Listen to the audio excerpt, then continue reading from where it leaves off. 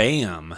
Welcome back to the Paradox Podcast. The Great Paradox Podcast. It's the Great Paradox Podcast. Scott, something amazing happened this week, and ironically, it came at my expense. To me, it was another signal grace, but it has to do with my own character flaws. We talked about prayer, doing that, and we'll talk about it later. Well, I knew you came in here with a pep in your step, and I know you've been experiencing all sorts of growth in the realm of prayer, been coming to the Rosary Prayer live Zoom meetings that we've been doing, and then you've been having all sorts of increase in intimacy, been having some success in the workplace, but you came with a pep in your step, and I can't wait to hear about it. You don't want to give any more of a teaser than that, huh? No, it's a character flaw that I had to come face to face with. Humility training. Love it. Humility training. Awesome. Well, today on the Great Paradox Podcast, we're going to talk about a number of topics, but I want to start off today just giving a little bit of a shout out to some of the other online opportunities that we have for people to engage with us. So if you're not familiar with the flame-keepers.com website and you're listening on YouTube, feel free to go to the flame-keepers.com. There's a link in the description box. Go to that website, and we have in the top left-hand corner of the website a Zoom calendar link page so that you can actually join with us if you want to pray the rosary in the morning. Larry, we've been praying the rosary every morning now, Monday through Thursday, together on Zoom for about 2 months. And then we upload it to YouTube. And we had about 9 or 10 people on the Zoom this morning. You were there. Yes, I'm going to be there. Yeah. The rewards are amazing. Yeah, and I just feel an increase of grace on the entire Zoom endeavor. Well, and the Flame Keepers endeavor, the St. Mary Parish endeavor. We are being baptized in the Holy Spirit. It feels like it, right? Things are happening. Right in the midst. Now don't forget, we can talk over each other and still hear it because we've got this great sound system now, or better than what we had before. So don't be afraid to interrupt me while I'm talking, and I won't be afraid to interrupt you while you're talking. Yeah, the listeners are getting a treat. We're perfecting the audio. Doing our best. Just our third full podcast. So we started these Zoom Rosary prayer meetings, and I've seen an increase of fellowship because now what's happening is I'm seeing guys like Chris Keller. I'm seeing guys like Alan. I'm seeing people daily, even if it's just online. And so there's just greater rapport. Jose, who shows up every Thursday, sometimes may show up a couple days a week. You're there every day at the Rosary meeting at 6 a.m. And it's kind of it's turned into a weekly Friday get-together as well at my place after Mass. So we've been going to Mass on Fridays, and then folks have been coming over here. Last week, you came over with Jose. Right. Not with Jose, but you and Jose came over. And Jose ended up talking to us about sound. In fact, wouldn't you say we probably have better sound right now as a result of Jose being over here talking to us? Yeah, he was here Friday, and he's a musician. We had some work to do on the audio, and he brought his talent to the table, not knowing that he was going to do that. And now, thank you, Jose. Yeah, and I think that was a direct result of the Zoom prayer meetings. When we're not getting together regularly, especially with COVID-19, you have a lot of people. We're going to talk about this later. It was bizarre being at church on Pentecost Sunday and having just 23 people there. It felt like it was a daily mass, and it was Pentecost Sunday. And we're going to talk about that in a little bit. But in light of COVID-19, I think that all of these Zoom meetings that we're having, last Thursday night, Mike Edwards was live from Notre Dame, and man, he brought a powerful teaching on the Eucharist.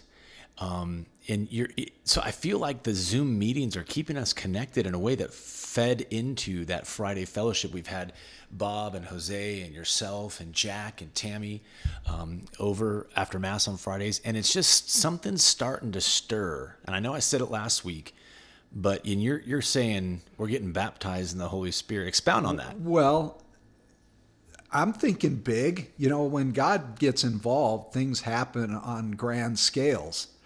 And flame keepers could possibly be, because of all this electronic Zoom that everybody's doing, possibly it's the framework for parishes throughout the country. How about parishes throughout the world? We'll get the men and women of each parish to recreate what we're doing in their own parishes, because ultimately I feel like what we're doing is we're tapping into people's talents, just like Jose coming over here and getting our audio squared away, just like me getting back into broadcasting, which I had a love for in college and never really did anything with after college. So gifts are out there, and if this is what I think it is, we're going to see this nationwide. Wow. So it's like a revival of purpose. And you're right. That is really one of the keys is, especially, you know, in Catholic churches, a lot of times because we go to Mass, everyone knows you go to Mass, and there's only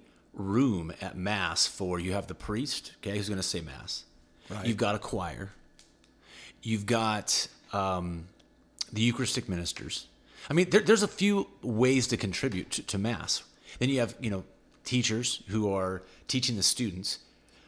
But there are people who have talents that they want to use, and there's just no platform because Mass is what it is. Mass is the liturgy of the Word, the liturgy of the Eucharist. It's not meant to be interrupted by other things. So what we're doing is we're providing a platform, right, for other members, basically lay members of the body to contribute through, like you said, whether it's sound, whether it's podcasting, whether it's, you know, Mike Edwards, we're talking about him doing a podcast potentially. And we like to play on the word, to play on his name.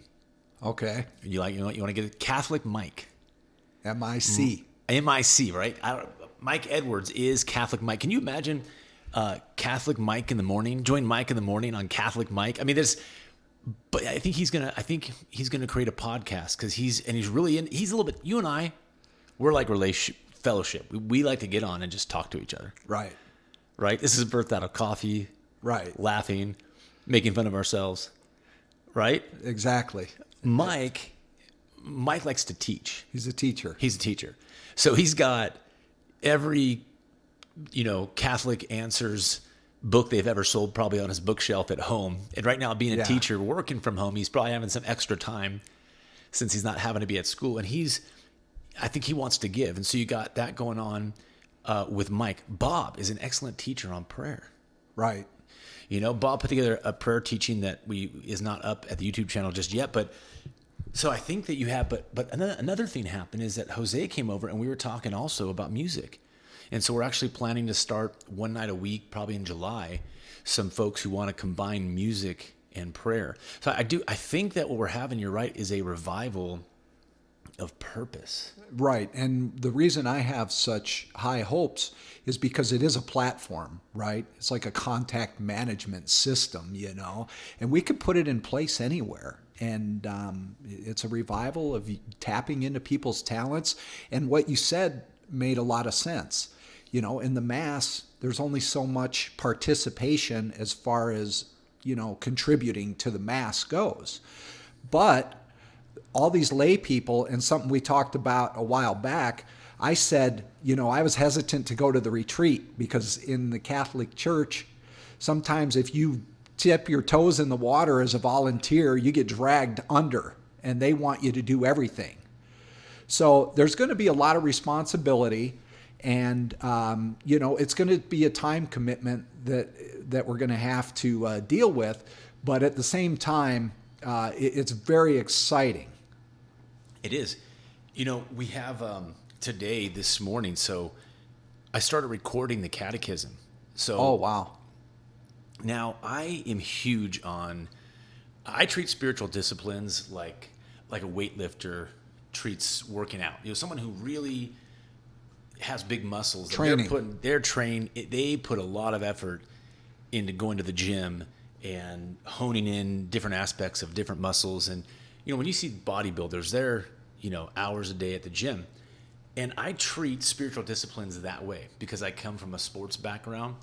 And so for me, I'm constantly trying to figure out how to turn like my car into my mobile discipleship center. That's what I call my vehicle, my mobile discipleship center.